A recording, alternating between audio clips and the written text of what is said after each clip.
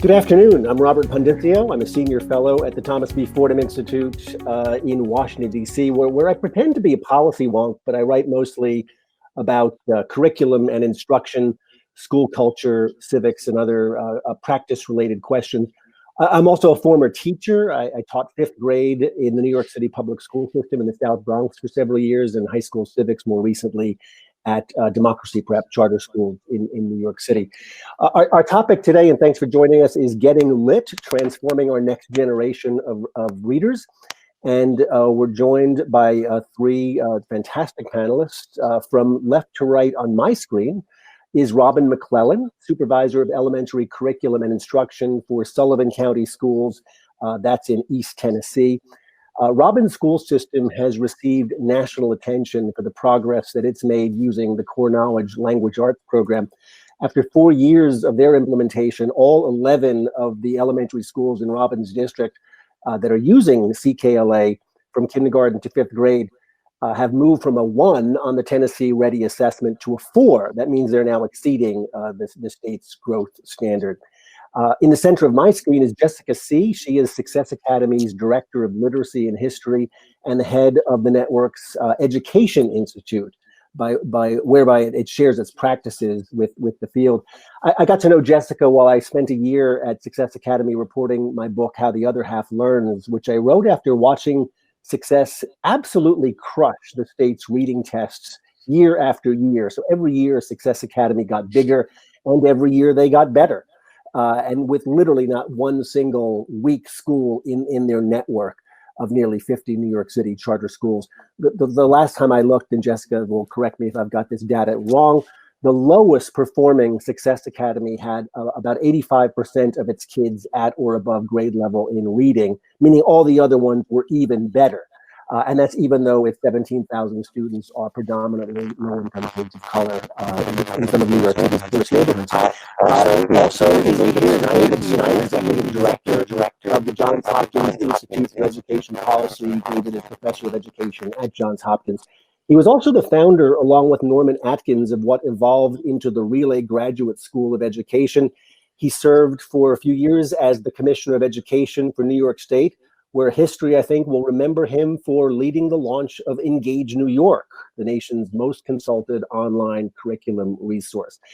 Just a housekeeping note before we begin, and an apology before we begin, because I am not the most technologically adroit fellow, but you will see on your screen, hopefully, a question and answer box.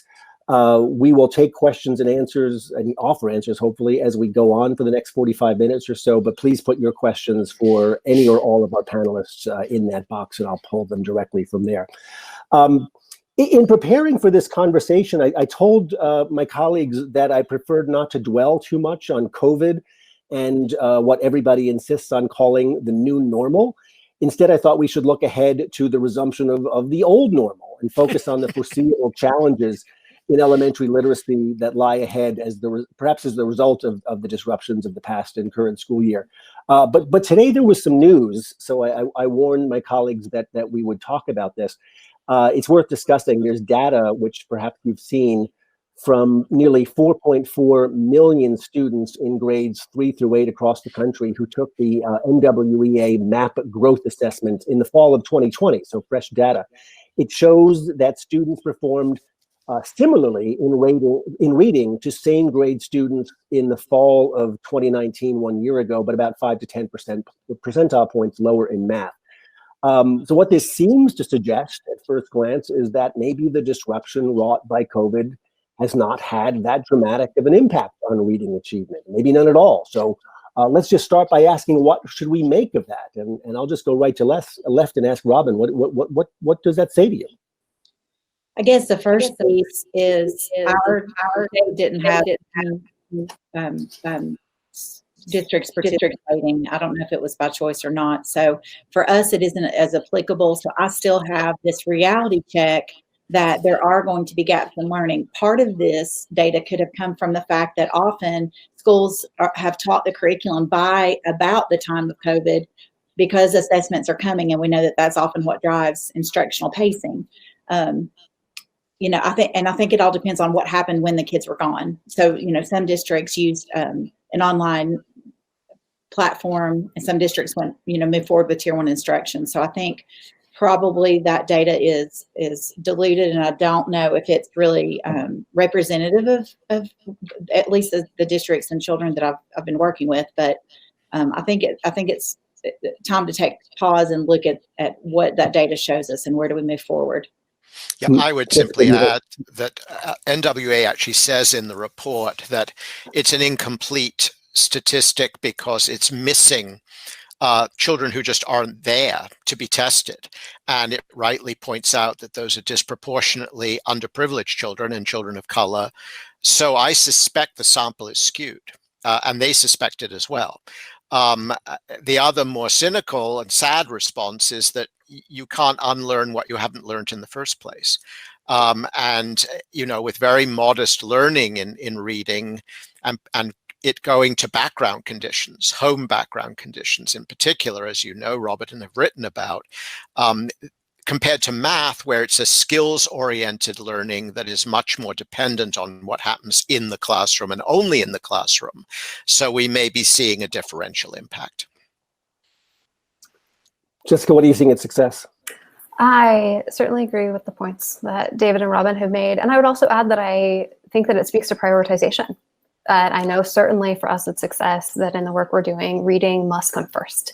If you can only do one thing, send books home with the kids and make sure we're reading. And so I did see in these results a silver lining of that we're putting reading first, which will help kids in the long term. And so we can, as David was saying, reteach skills and math, and it's critical and urgent that we do so. But I am hopeful that part of these results shows that with the limited time we had, whether it be remote or hybrid or in person, that we are giving attention to early reading in particular and reading holistically K-12 so that kids are able to get those necessary skills that will prepare them not only to be literature learners, but to learn in every single subject area.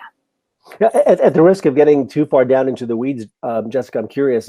One of the things that struck me when I spend so much time at Success was the intensity of the assessment that you do. And I think I made the point in my book that by the time the state test rolls around, there's no mystery. You know where these kids are. Are you able to maintain that level of kind of internal scrutiny in a remote setting? It's a great question. It has certainly looked different in a remote setting and really is focused on, of course, some level of assessments that are more the nature of a test, but much more so what's happening each day. We are in this unique environment. In Success, we're actually fully remote right now. And so our teachers, our principals are able to look at their Zoom recordings and notice what's going on, notice the types of answers students are giving. We use Google Classroom K-12. So we have access to the writing kids do every single day. And so we absolutely have kept up that level of studying of student work. What are kids learning and where are they failing to learn? And then consistently iterating and improving our approach based upon that. Okay, I promised we wouldn't dwell on COVID, so I'm going to keep my word on that. But prior to when the world shifted on its axis with COVID, I think it's fair to say we were having something of a science of reading renaissance, or this burgeoning of interest, which I think David will agree with me that neither one of us expected to live long enough to see this. But especially here me. it is. Especially me. My turn to be cynical, I guess. Is that going to continue, or have we now kind of shifted focus so much that when we do return to the old normal, is it possible to get the wind back in those sails? What do we think, David? Well, as you know, National Council of Teacher Quality, NCTQ, surveys and reports on teacher prep programs, which are, of course, the origin of all of this. And for the first time in its last report said that more than half of teacher prep programs are actually teaching scientifically based approaches to reading. Now, that's a kind of glass half full, half empty. On the one hand, one's grateful that more than half are doing so. On the other hand, one's appalled that so many years after the National Reading Panel, right, almost half of the teacher prep programs in this country aren't teaching rigorous approaches to the learning of reading. I think that the other data point, I'm involved in a 13-state initiative with the Council of Chief State School Officers. 13 states are committed to bringing high-quality instructional materials in ELA as well as math to their districts. all of those high quality instructional materials are green lighted by ed reports, meaning they've met standards, meaning that they embody evidence-based approaches to reading. Now, many of them, are stronger or weaker in terms of knowledge building, something we can come back to. But on basics, that is phonics, phonemic awareness, right, the early part of the standards, that's encouraging, that gradually and much too slowly, more and more districts across the United States are moving towards better instructional materials in ELA that incorporate that science of learning. So I think it will continue. It's just too slow. Yeah, 13 states down, 37 to go. I mean, Yeah. but I don't want to be Right. That's great progress and something I don't think we expected to see. Right. Robin, can you tell us a little bit about your own journey here? Because you have gotten national attention for the quality of your implementation. And what I was struck by, even in my brief visit to Sullivan County earlier this year, was the enthusiasm for it. I mean, I correct me if I'm wrong, but I think the perhaps cynical conventional wisdom among those of us who've been doing this for a while is it's just damn hard in a traditional public school setting to get teachers enthused and rigorous about their implementation. But it feels like that's something that you really have prioritized and achieved in Sullivan County. So walk us through, how'd you do that? I think, and by the way, if I'm mischaracterizing it, tell me. But that was my takeaway. well, when we go in classrooms and we cry because we hear what children are able to talk about in regard to the Renaissance, like it's real. Kids are going to show the picture. So the work has just been championing teachers. So first we had to teach and show that we didn't know science of reading. We had to be vulnerable with each other. We had to provide a safe place where there was no shame. But then we just brought them together and we empowered teachers to then go back out and lead the work. So when you show teachers through student work and through student achievement what they can do if provided these amazing great materials and high expectations, the student work and the student conversations that sells the case. So once teachers started to see that and own it and be so encouraged by what kids could do that we never dreamed possible, they then started going out and it was just like throwing a stone in the pond and the ripple. So it's all in building teacher capacity because they are the champions. I won't sing the Queen song, but they are the champions. Did you find? I remember speaking to another leader, not in a public school setting, in a charter school setting, who lamented how difficult it was to get her staff on board with this. She's having good results with it now, but she did say it was a long, hard struggle. Was that your experience? The experience was that they trusted me because they knew I was all about kids and getting kids to read, because the stark reality of the old normal of a third of our kids reading, I can't sleep at night thinking that I'm okay with that. So, showing them it's a moral imperative and I will not doubt your capacity to grow. Don't you dare doubt the capacity of our children. There are no glass ceilings for teachers or kids. So they just had to trust that I would never do anything to harm kids. And that just comes from my relationship and being in schools and being their biggest fans. So they came along, but man, it was hard. The first 6 months, I didn't know if I was going to make it or not, but it's just because it was a learning curve. And, we were learning everything from the ground up. Great. Jessica, I'm going to put you on the spot a little bit. When I spent my year at Success researching my book, I observed a lot of practices that, to be blunt, I and others have pointed out have a thin research base, most notably leveled reading. I mean, I remember so clearly, people think I'm making this up. I promise I'm not. Every single time you talk to a kid at Success Academy, one of the first things out of their mouths is, I'm a level M, I'm a level K. Like they know it. They almost fetishize it. It forms kind of a part of their identity. But I wrote a piece a few years ago, basically following up work that Tim Shanahan had done, pointing out that, look, the research base for leveled reading is kind of thin, thin to non-existent. But, here it is at Success Academy. It seems to be a driver of what you do, and you can't quibble with the results. So what did I miss after having spent a year? Clearly, I missed something because, you're doing, and people have come to me and said, they're doing all this stuff that you have written about Pandysio that you says is not scientifically valid. But tell me what did I miss? Absolutely. Certainly, we do have an approach where we have had kids read at certain levels, but it is an interventionary approach. And so I think the thing that you missed to answer that question is that we have always believed in the science of reading, and our phonics program is exceptionally strong. And we provide service instruction for our teachers so that they understand the science of reading and they understand how kids learn phonics and ability to code. And that, as described, the simple view of reading, reading comprehension results from the understanding of language comprehension and decoding. And that is absolutely imperative for all of our teachers to know across our 50 campuses. And we give that scripted, thoughtful instruction as needed for decoding, while also giving all kids access to grade level text. And we have a rich knowledge-based curriculum where our social studies and our literature are incredibly interwoven, and our kids across K-12 are getting fascinating project-based learning and primary source instruction. They are also really getting intervention for all. So all kids have access to decoding instruction that is necessary for kids to grow. They have access to grade level texts that are rigorous at and beyond their current level of comprehension. So they are constantly challenged and energized, while simultaneously making sure that every single child, we know exactly where they are as learners, both in terms of decoding and language comprehension. And all of our teachers are trained and supported so that they are meeting kids where they are at. And kids get whole group, small group, targeted instruction every single day. The way I explain this to myself, and I think the readers of my book as well, and tell me if I've got this wrong as well, is what I was struck by at Success is what I would describe as a reading heavy culture. In other words, the fact that the kids are, my characterization, not yours, obsessed with their reading level, well, it becomes an achievement thing for them. They are deeply invested in the simple act of reading. And I've also noted that while Success is not a core knowledge school per se, that I always felt Don Hirsch, the founder of Core Knowledge, E.D. Hirsch Jr., would feel very comfortable there. It's, in other words, they get science every day, they get art, they get music.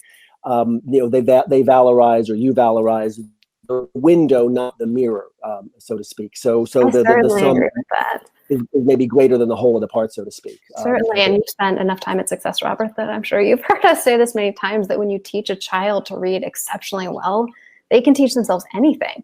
The world is limitless, and that's really, that obsession with reading is what we want, and we are truly going for. Yeah, there's a funny story about the early days when I was on their board that Eva Moskowitz, obviously the CEO, looked at Core Knowledge, and her complaint about it was that it wasn't knowledge rich enough. It's the only person I've ever heard any school leader say, attack Core Knowledge for not having enough knowledge. I wish more people would worry about that. In 10 years of Success, I hadn't heard that story. So thank you for sharing, David. That is a great story. I wish I'd heard that before. David, while we've got you, let's shift focus for a moment from practice to policy. You wear both of those hats. It's not often that I get to hear someone offer what I describe or think of as a hammer through glass moment, saying something that is just, to my mind, so clear and compelling that it just changes the way you think about your work. But you had one of those, at least to my mind. We were at a literacy summit hosted by the Council of Chief State School Officers, CCSSO, earlier this year.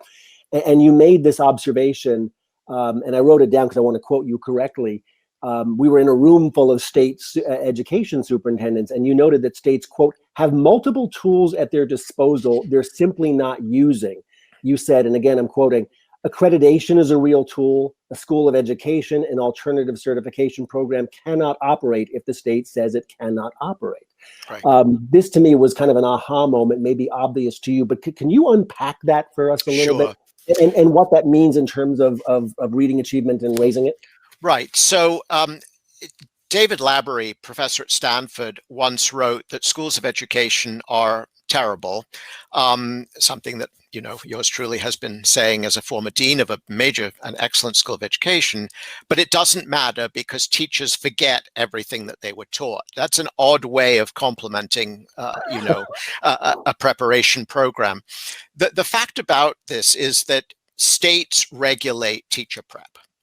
They not only certify the product, namely the teacher, and certify against the conditions that the states establish, but they accredit the school of education. And the accrediting process usually involves a checklist of curricula coverage, right? Have you taught about this, about this? And of course, there's a requirement to teach about reading, right, in elementary education. But there's almost no content. In other words, what they check off on is an 80-word, 100-word, summary. And as long as the summary is not obnoxious, right, the thing is approved. Now, they also check off and approve the tests that future teachers must pass in order to be certified. So, in fact, they have full authority to change what schools of education can teach and what students must learn in order to be teachers. This is not like your, School of Arts and Sciences, where the professor of Sanskrit can essentially choose what she offers to teach. These are professional preparation bodies like medical schools, right? And the state has complete authority over what it will grant. I mean, a school of education could teach whatever it wants, but then it would fail to get accredited and no students would come to it.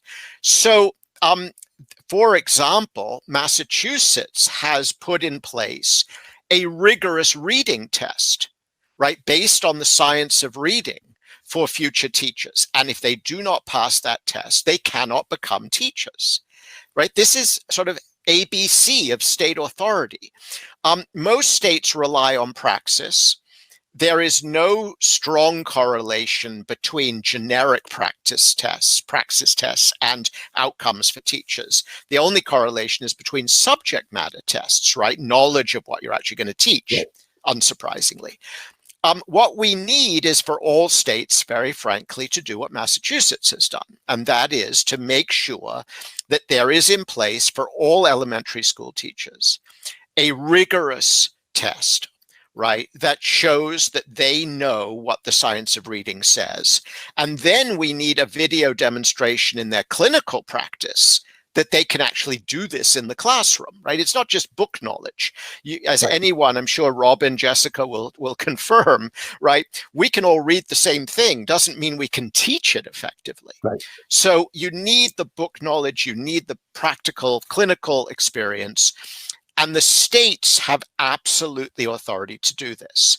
They tend to be frightened of moving aggressively, and this is the last point I'll make as to why they're so timid, right? Even where they know better. Their funding, when they're public schools of education, is often in the hands of state senators who represent the districts in which they appear. And the state senators hear from the presidents of those universities, and those presidents want the increased enrollments. They don't want to scare off applicants. They don't want to be, too rigorous. They want to fill the seats. I'm sorry to be so cynical, but there is a kind of cartel here where, we don't measure too harshly and you don't regulate us too harshly and you fund us, right? And we get the teachers into the classrooms. So trying to change the practice of School of Ed theoretically, very simple. It's called a regulation, right? And states have that right, okay? Doing it, getting states to be more aggressive, that's another subject. I'm guessing you have the welts on your back as the former commissioner that you can show us. From both sides. I mean, as a dean of a very large school of education where the president actually did believe, because of the origins of Hunter College at the City University of New York, being a normal school and a very revolutionary one, that teacher prep could be a lot better, and thus working with Norman Atkins and others. But at the same time, then as a commissioner, boy, it really, faculty privilege. Well, yeah, that's fine, if you're teaching your interpretation of Madame Bovary, as my wife does, but it is not fine if you're putting adults in front of children. Yeah, and teaching I have a them to follow-up read. question for you, Dr. Steiner, but before I get to that, I want to ask Robin and Jessica, since presumably you are both in the position of sitting across the desk from some of these bright, shiny new teacher candidates. What are you seeing? Are you happy with the quality of candidates that you're seeing? Robin, you first. How well prepared do you feel teachers are coming to you these days? 2 years ago when I interviewed 10 candidates, there were 2 that knew about science of reading. Those 2 could tell me the 2 strands, in Scarborough's wrote. So I'm not throwing down the bus on any of our local colleges, but I think in 2 years, Tennessee's made progress. Like, I love my people, but we're making progress. But I'm telling you, one of the deal breakers, I just kept wanting to, Dr. Steiner has more knowledge in his pinky than my whole chubby body, but one thing that is a deal breaker are the portfolio systems for the teachers. They do not allow the candidates to use high quality curriculum because they think everything has to be created and sourced all the time. So now we have a cog in our partnership a stake in our partnership because we are telling them they must use high quality materials if they're in our system. And they're saying, well, we can't meet the demand of the portfolio or performance assessment because of them not matching. So I just wanted to pipe in with that one. Yeah. It's a problem. Jessica? I would certainly echo that it is very mixed, that some teachers understand science of reading from a teacher pre-service program and others don't. That's honestly been one of the biggest illuminations for me as someone who went to schools. I went to the University of Colorado, Denver for a K-12 language literacy degree and took the subject matter test, David, as you're speaking of, and received my certification with a very thorough science of reading background. And it is very mixed as the data plays out, that just over half are now teaching it. And so we commit at Success to teacher training at the highest level. And so no matter who steps through our doors, whether they are a first-year teacher or they've been in the classroom 5, 10 more years, that we take it upon ourselves to ensure that they understand how you teach meaningfully and to ensure kids are both excellent decoders and excellently able to comprehend what they are reading. And so I didn't hear this from Eva's mouth.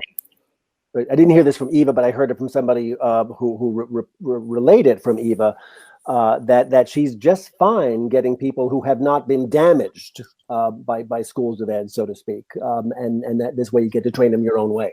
Yeah. Yes, absolutely. And it's worth that investment. People are so committed. Teachers are the most committed. And so if you are able to provide exceptional professional development, teachers will soar in their classrooms. Yeah, to pay Success a compliment, I think I've said this to a number of people. I never, as a classroom teacher, attended a good PD. I never attended a bad one at Success. Yeah. Of course, the problem then continues when the teachers start in their schools, because as you know, Robert, and we've all written about this, the deep belief that is perpetrated in schools of education, and this hasn't changed as much as the science of reading, sadly, is that the only authentic curriculum is the teacher created curriculum. And that's what we're fighting against with HQIM, high quality instructional materials, and that movement. That belief is deep. Yeah. And, as a result, millions of American school children get a curriculum that is completely unique. But what's unique about it is that it belongs entirely to the head of the teacher who's in front of the classroom.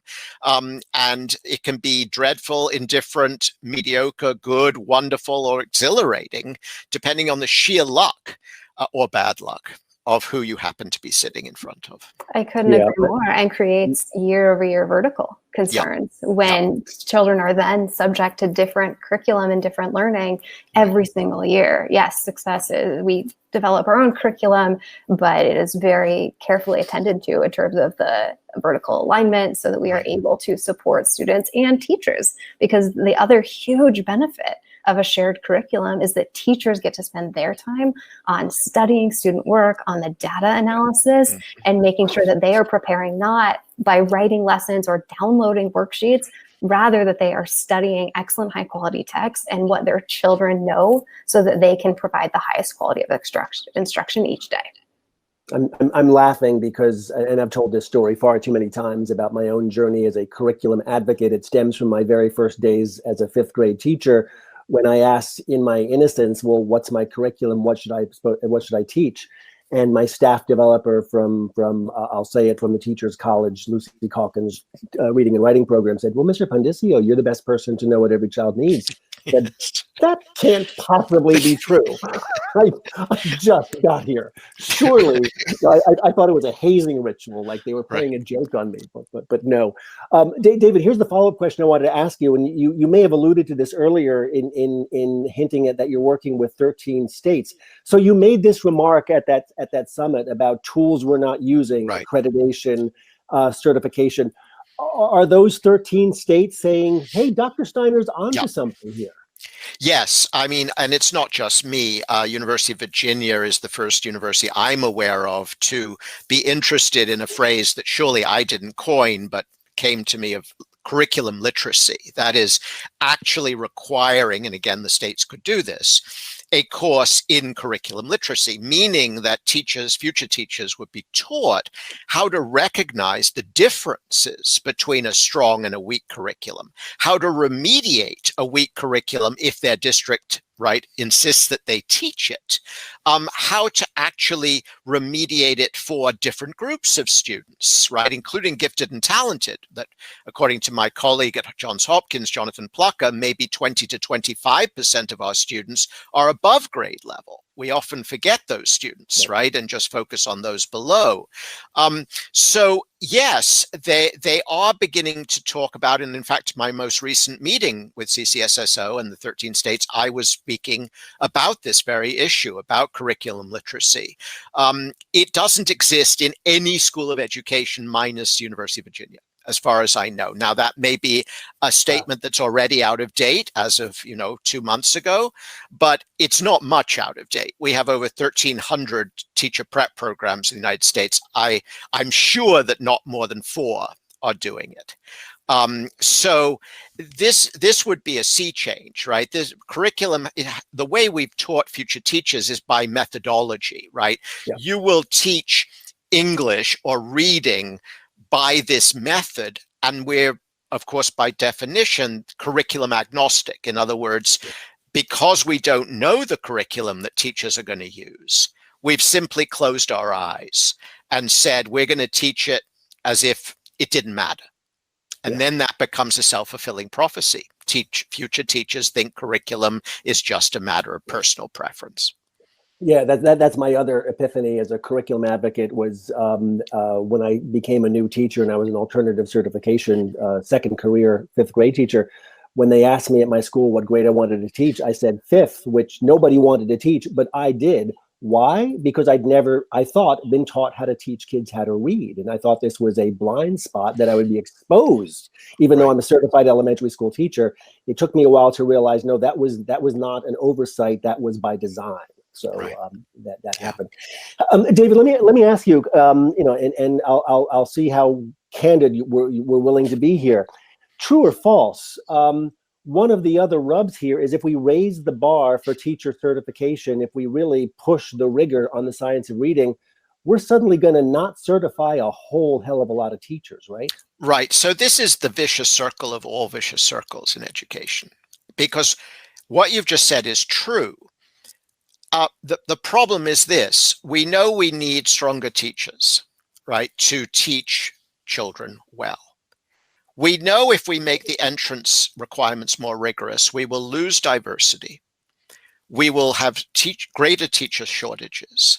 And particularly at this point in time, when the economy is taking off again, recruiting teachers to start with isn't easy. Right. And so states have every incentive, because they're cash strapped right now, to go for a chase to the bottom. Quite apart from raising standards, they're actually lowering them.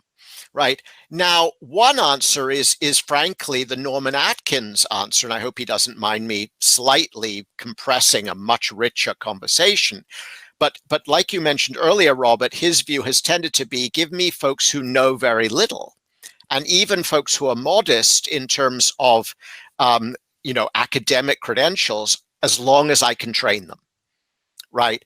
But the data overall shows that cognitive strength is strongly correlated with teacher success, right? This is one of the earliest data points we have, and it's been much repeated. So that's an open debate. But the problem right now is there's a straight trade-off in most people's minds. Make it more rigorous, fewer applicants, fewer teachers, disaster in the classroom. And it is a vicious downward spiral. And in many states, that's exactly what's happening. We're chasing to the bottom of the pool. Yeah, that was not the answer I was hoping you were going to give me, David. But I guess we have to be realistic. Yeah. Robin and Jessica, you guys are both in leadership roles in your respective organizations. One district, one CMO. You're often held up as national models, and correctly so. So I assume this means, and I know this means that a lot of folks come to you looking for advice on replicating your success if their settings are like yours. So what's the advice you find yourself dispensing most often to folks who say, we want to do it like Success, we want to do it like Sullivan County? I guess Jessica and I were talking before we all hopped on about the vertical spine. And so if you don't start at every level of both leadership and into the classroom, and you notice I put classroom at the top because that's the most important place, you have to be learners all across the board. So I went to a great university and was not taught how to teach children how to read. So I've probably failed lots of children throughout my teaching career, but I'm doing better now. But the vertical spine is important, showing that we all have to be learners, focusing attention on the leaders so they can provide support and feedback to teachers and be coaches. Having a no shame zone is so important, and acting like I'm the imparter of all good things is completely wrong. So having people come to feel safe to come to me and say, this is a problem, I don't understand why we're not doing this. I guess those are the two. And then grounding all professional learning in that base of science of reading and curriculum, so that we become really experts in executing what's already strongly, a great, strong foundation.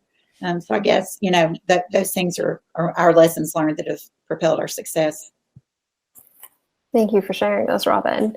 I would just add on the critical importance of managing instruction really thoughtfully. And when I say that, I mean, you do need to pick a good curriculum. We've discussed that. You also, though, need to have the tools in your toolkit as a leader, whether of a school or of an entire district, to manage that instruction so that all kids are getting what they need. And at Success for us, that looks like understanding when your touch points will be to get knowledge on how kids are learning. Where in the year are you going to purposefully get a cross-section of your schools to see where you have success and where you have failure and what you're going to do about that? How are you training your teachers to study and intellectually prepare themselves? We spend a significant amount of time, and honestly, in remote more than ever. It's been really powerful to have time to do planning with our teachers and to make sure that we are studying the text that they're going to read, whether that be a novel or nonfiction or primary sources in history or science, that we are ensuring that we are helping our teachers study and that they are going in utterly intellectually prepared. And then there are also really practical ways to manage, like through your schedule. And we have had to be more flexible during COVID than in any other time than I can recall in education. Things have changed constantly. People have remade hybrid schedules, in-person, remote, and we have to take those lessons learned and carry them forward and really seize that opportunity to instructionally manage through purposeful planning. So for example, setting our schedules up now for the interventions that we know kids will need when we hopefully return to the new normal. Being really strategic about how we're using teachers purposefully so that we know and use the data to understand where students are, what they have learned and excelled in, where they are failing and struggling, and then use our schedule to provide the necessary small group support, targeted interventions so that all kids can thrive. Yeah, I think, sorry. After you. I think for our watchers, there is a little risk here. Robin and Jessica are superb at what they do. Success has an approach that is granular to the smallest grain size you can imagine. It's very hard to reproduce. Robin has been an inspirational leader. I want to speak to the other. In a place like Baltimore, where I live, where Black male proficiency is about 10% on any grade level, and we have several schools where no student is proficient in any grade, which is almost unimaginable. Sonia Santelises, our superintendent, has done an extraordinary job with the courage to put in wit and wisdom in reading, for example.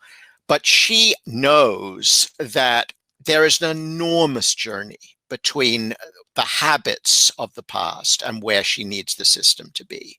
She, you know, in terms of her machinery of intervention, observation, tracking, it's 100 years away from what Jessica is describing.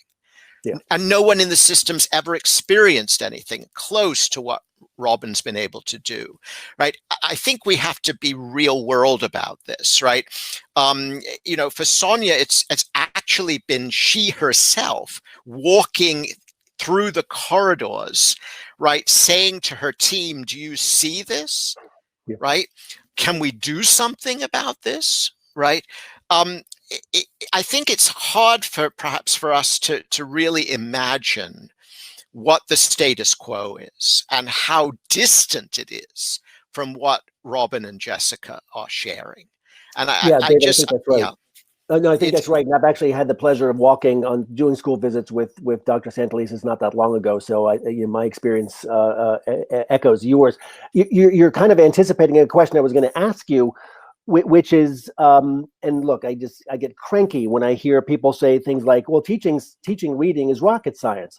Well, if it is, we're screwed, right? Because we are not going to get 3.7 million rocket scientists in American classrooms. So the question I wanted to ask, and I guess this is for everybody, is how sanguine should we be that we can make teaching reading effectively a job that every teacher, regardless of the skill level that they bring to us, can do effectively? Because that's where the rubber meets the road, right? If we can't do that, we're out of business. Yeah, I'm a little more sanguine on learning to read than reading to learn. I think we have already seen progress. That's why I'm sanguine. Fourth grade reading scores are a little better. They seem to have stopped getting much better, which is very depressing. But they did grow for some time. And I do think when you put NCTQ data together with the state's efforts, with as you said, something of a big push, including your writings, Robert, you've been too modest. You've done a lot to raise this at a national level, and we're grateful, very grateful for your leadership. I think there has been progress. Again, one should never overestimate. This is an enormous enterprise, right? Millions of children and hundreds of thousands of teachers. On the reading to learn, the anti-intellectualism that Robert Hofstadter wrote about so brilliantly years ago is so deep. And the current movement away from academic content, which has been with us since about 1918, just to pick a particular year when there was an explosion of progressive pushback on academics, is still very powerful. And the quality of deep reading that's happening beyond fifth grade is so modest in so many places that I'm less sanguine about the second half of the equation. But you think we can get every kid to the decoding starting line, so to speak? Yeah, every kid. No. Every federal law about education has a lie built into it, right? No child left behind. Every student succeeds, right? I mean, we are very good at that. Majority. The vast majority, yes. Yeah. Jessica and Robin, you agree with that? I do. Two specific points in particular, David, that you spoke so thoughtfully to. One, about the quality of the text that we are giving children access to. And I think that's an injustice across the country, that there are students who don't experience intellectual texts that challenge them and press them and give them the opportunities to think critically, whether honestly they are the ones decoding that text or not. That it's critical, particularly in the younger grades, that while kids are learning to decode, they also are receiving instruction with more challenging texts that they may not be able to read themselves, but they're able to think about. And I believe that continues through high school and middle school, that students need opportunities to access texts that are rigorous and critical and give them that intellectual engagement. So I couldn't agree more.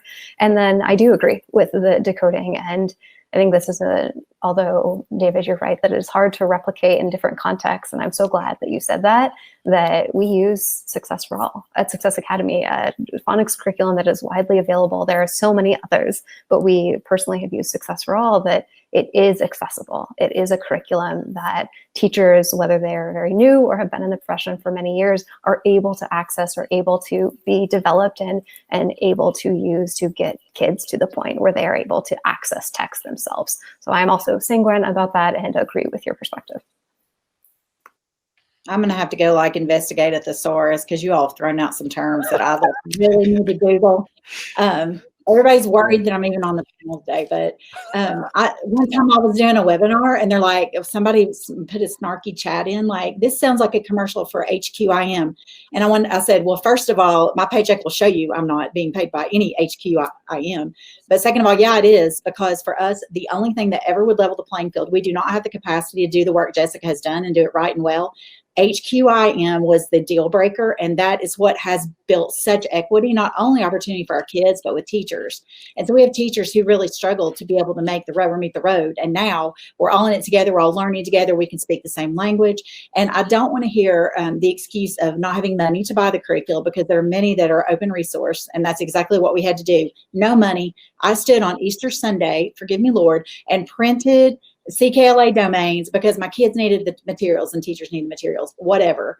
And saying that we don't know what to do. Well, we know science of reading. It's not just like an acronym. It's like the lifeblood of teaching kids how to read. We've got to have materials that align with that every report shows is all green. Let's go, and stop making excuses, because if we are just moving forward and not settling for the old normal, or, you know, whatever it is we want to call it, we can at least say we're adding value to the world moving forward. Yep. So we came to the table with nothing, and we've built it because of teachers working their guts out. I always say that, but I think that's well said, Robin. I mean, I think the problem here is the number 50, which is, of course, the number of states. We, you know, depending on states and then what district you are within the state, you know, you can face a life-changing difference. We've had a few unbelievably courageous superintendents at the state level, all right? Candace McQueen, of course, at Tennessee, who I was privileged to work with. John White in Louisiana, who I was privileged to work with. There are a few. There are too many states where nothing has changed. Right. And they're not represented here for obvious reasons, but there are many of them. Your point earlier, Robert, that for 13 that we're working with, right, where are the other ones? So it's the anti-federalism is deep. There are states that won't touch Ed Reports because Ed Reports isn't in their state. And Ed Reports, in fact, has built a state-facing mechanism to try to help with this. They've spent inordinate amounts of energy trying to, as it were, almost pretend that they're not a national body, right? That they sit in your state. I have the privilege right now, this morning, of working with Nebraska. And at least 5 times, again, honestly and courageously, the conversation had to be, we can't do that because we're Nebraska. Right. Now, Nebraska is going to take some bold and brave steps because they, again, have a strong and really innovative commissioner. But even where the leadership is there, the localism is so deep, right? The resistance to any change that's parachuted in, right, from experts or science or anything else that wasn't homegrown, you know, it is pervasive. Isn't it, David, is it true that when you say homegrown, I mean, follow that idea where it leads? I mean, that was the way I was acculturated as a teacher, not just homegrown, but classroom grown. In other words, I remember the first time somebody told me about project follow through and direct instruction. And it was, you know, one of those moments where the scales fall from your eyes. Like, why are we not, if we know this works, then why are we not doing this? And my answer has always been the culture of education, the idea that Mr. Pondicio, you're the best person to know what every child needs, almost forbids a scripted curriculum. How dare you? Right.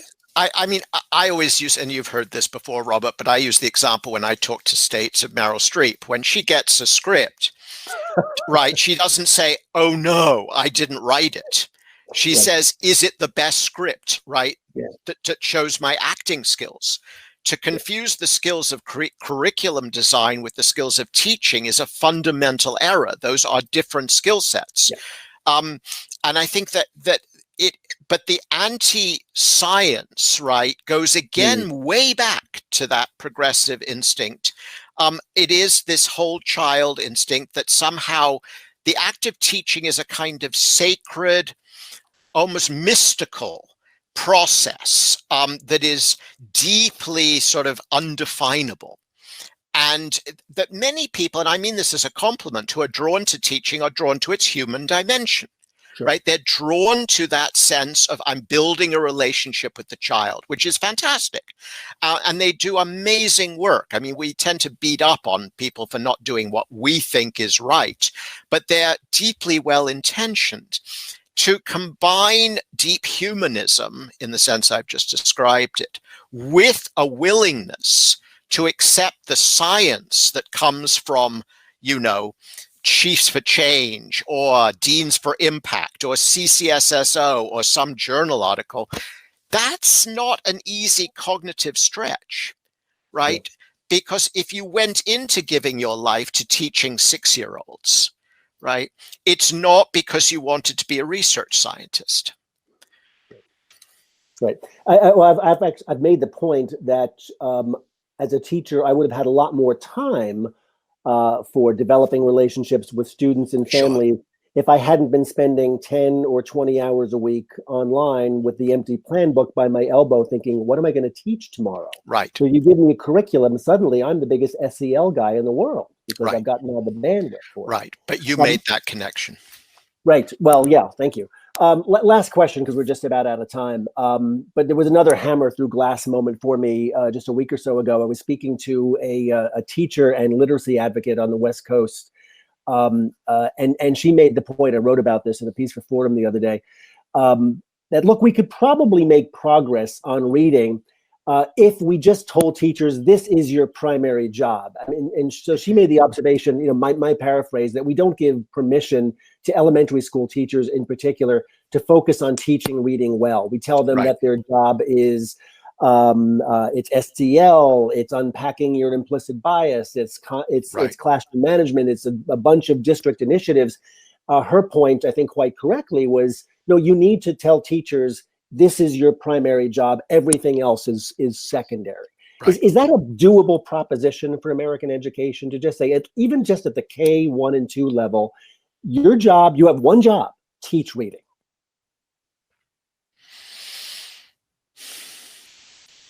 Silence. Yeah. I mean, it's probably the wrong moment to ask the question, in all honesty. Okay. Unless we get a very large stimulus package, which we may, given the new administration. Right now, districts are worried about putting a teacher in a classroom, any teacher in any classroom. It's a wonderful idea, and we certainly need to ensure that elementary school teachers have actually taken a college course in reading. That's another story, but right now the machinery can't take a lot of weight.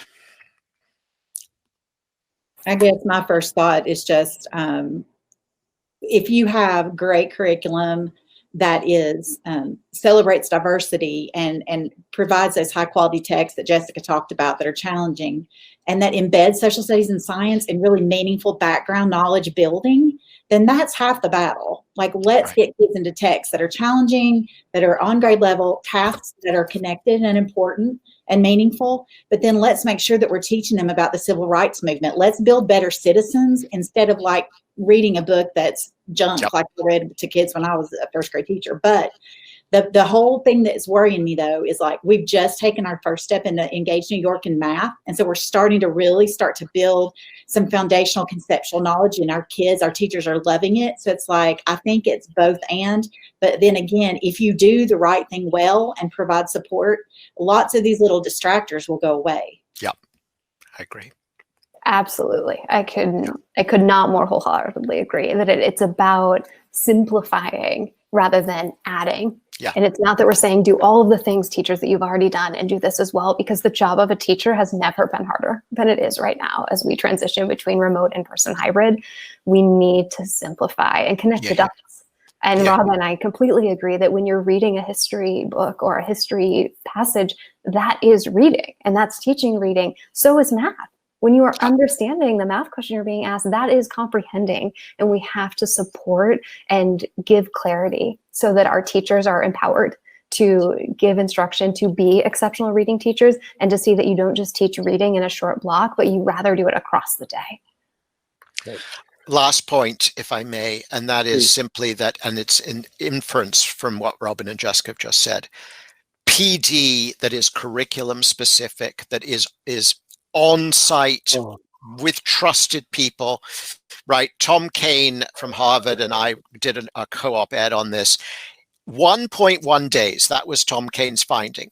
You got a day and a breakfast, essentially, of PD with a brand new curriculum. Now, on average, you may have taught 10 to 12 years, right, in the public school system. Let's think about that for a moment. You really expect an adult human being with a decade of professional practice to change what she's doing completely and radically because of one day and one breakfast of intervention.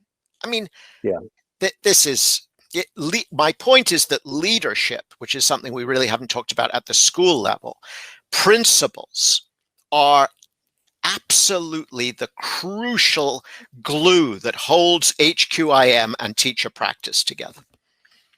Yeah, strongly agree. And when you unpeel that PD onion, it's even worse than that, because the person leading that, I love that, the day and the breakfast, is a the trainer who herself was exposed to it for about 20 minutes. Right. Or That's right.